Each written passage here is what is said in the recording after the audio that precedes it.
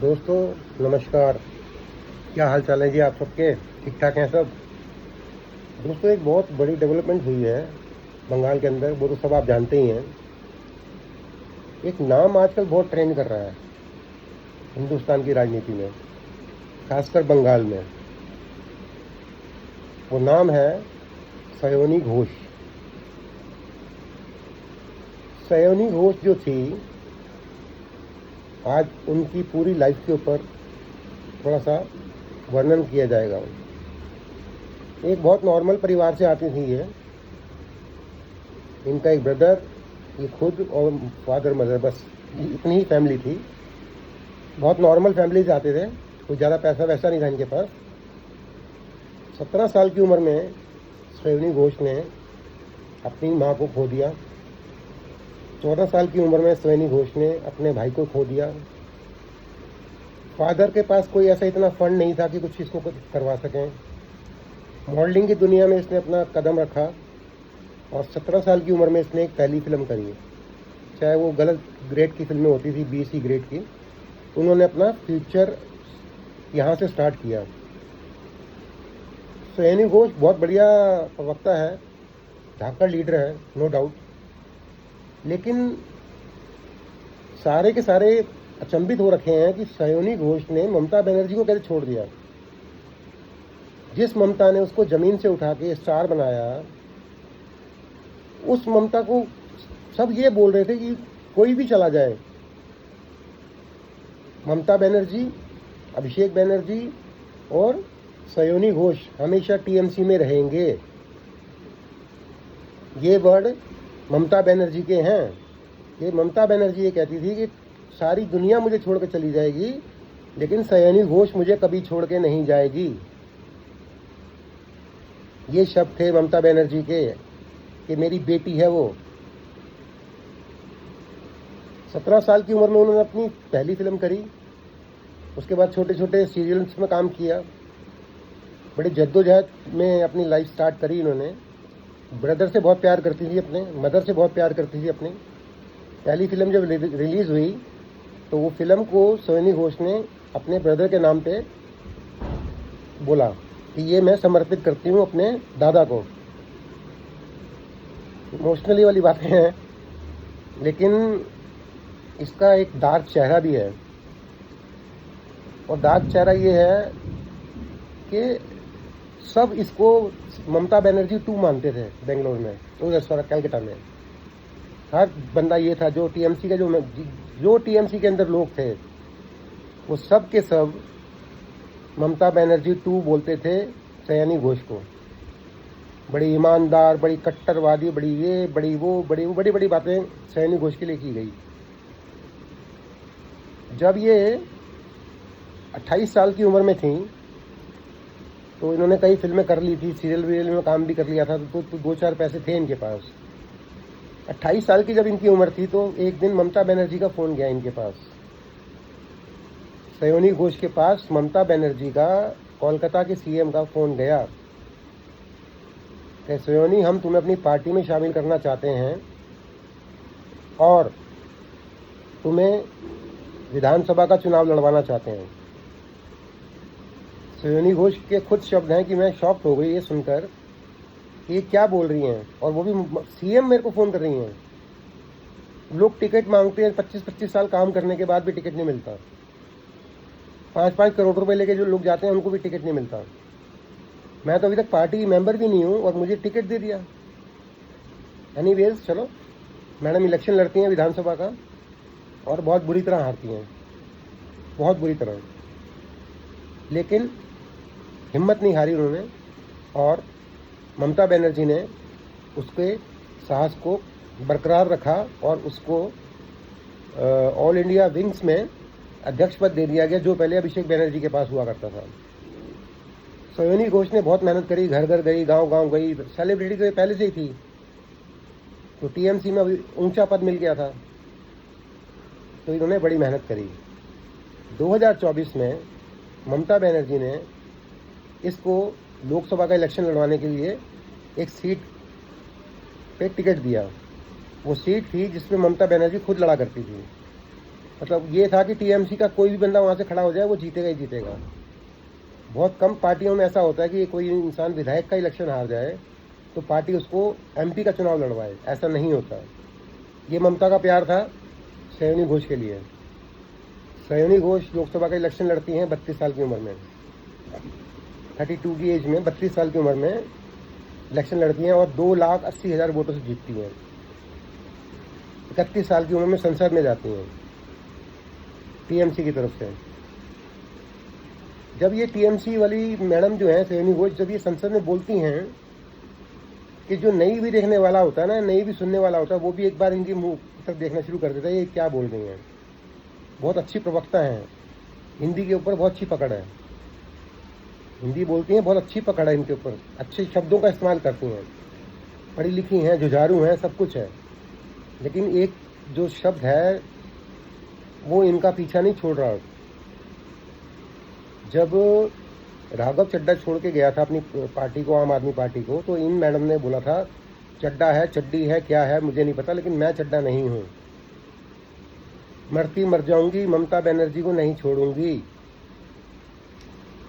मरती मर जाऊंगी क्या मैडम, आपने तो ममता बनर्जी को मार दिया, आपने तो ममता बनर्जी को मार दिया।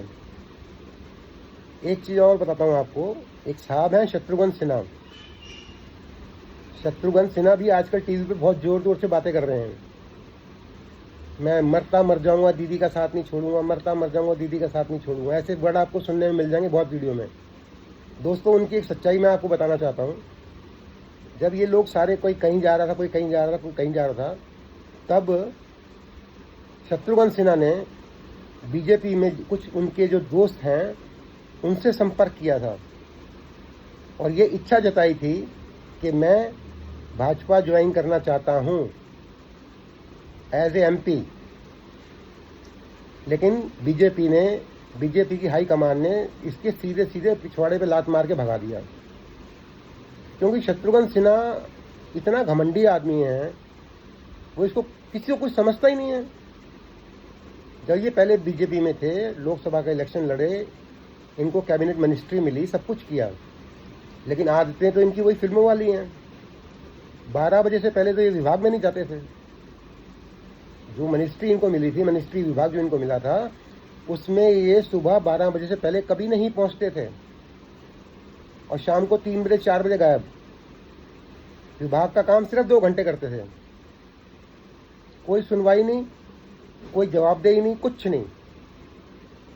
तो ये जो साहब है ना शत्रुघ्न सिन्हा, ये बीजेपी में गुहार लगा के आ चुके हैं, इनको लात मार के बीजेपी ने भगाया, तभी ये कह रहे हैं कि मैं ममता को छोड़ के नहीं जाऊंगा। तुम ममता को छोड़ के जा कैसे सकते हो, तुम्हें कोई लेगा नहीं यार, तुम्हें कोई ले नहीं रहा।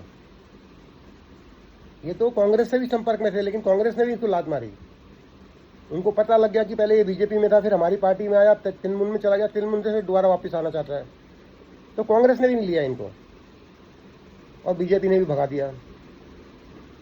लेकिन इस वीडियो का लबो लबा एक ही है कि सयानी घोष ने इतना बड़ा धोखा क्यों दिया।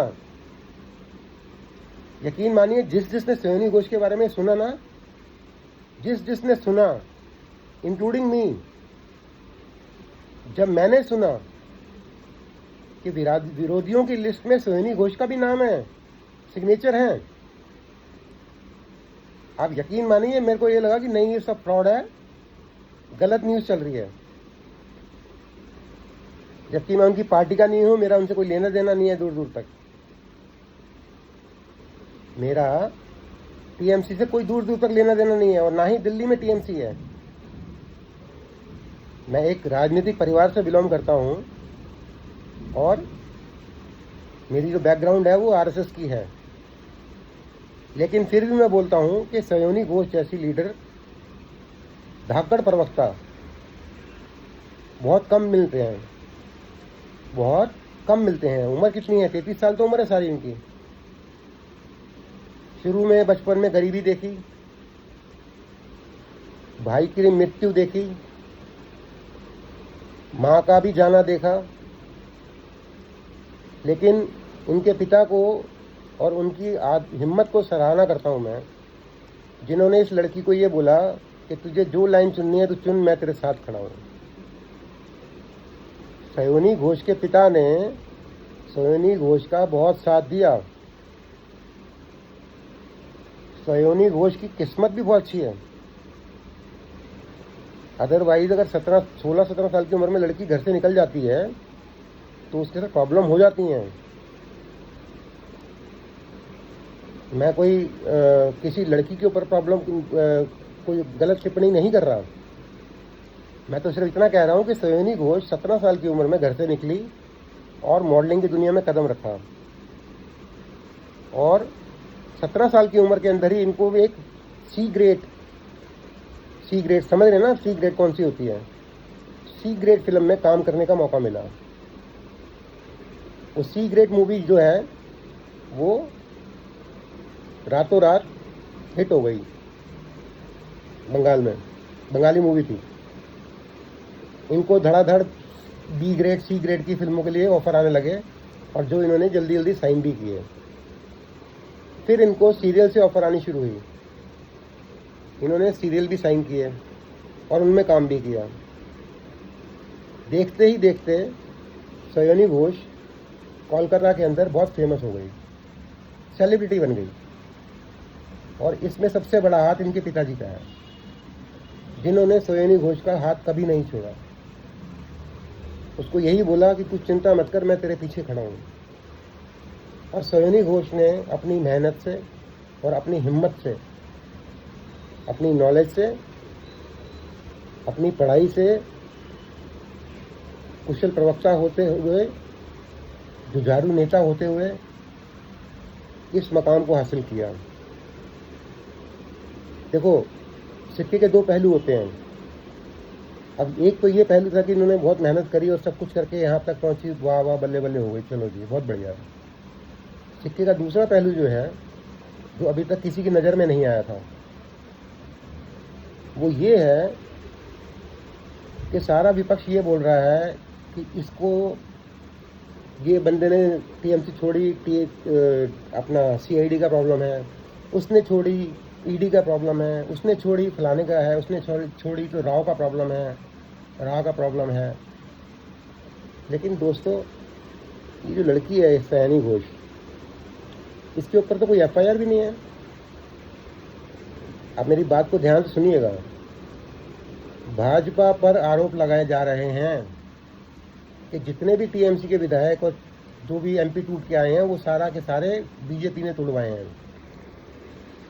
तो दोस्तों एक बात बताइए, 19 जो सांसद आए हैं, जिनके आप लोगों का कहना है कि बीजेपी के डर से आए हैं, ईडी के डर से आए हैं, फलाने के डर से, ढिकाने के डर से, मान लिया, लेकिन सयानी घोष क्यों आई है? सयानी घोष के ऊपर तो एक भी एफआईआर नहीं है। अगर आप में से किसी के पास इसका आंसर हो ना, तो आप मेरे को जरूर दीजिएगा कमेंट्स बॉक्स में। सयानी घोष ने ममता बनर्जी को क्यों छोड़ा? कोई तो रीजन होगा इसके पीछे। सयोनी घोष ने, मेरा एक सवाल पर्सनली उनसे है कि मैडम आपने दीदी को धोखा क्यों दिया? चड्डा चड्डी वाली बातें आपने बड़ी, आपका जो आपने जो बात करी थी, सेंटेंस बोला था, वो बड़ा वायरल हुआ था, चड्डा चड्डी वाला। आपको क्या हुआ मैडम? आप भी चड्डा चड्डी बन गए? ममता बनर्जी आपको अपने बहुत करीब समझती थी। ममता बनर्जी अभिषेक के बाद सबसे ज़्यादा प्यार पार्टी में करती थी, तो आपको करती थी। लेकिन आप ये जरूर बताइएगा कि आपने पार्टी क्यों छोड़ी। थैंक यू दोस्तों, थैंक यू वेरी मच।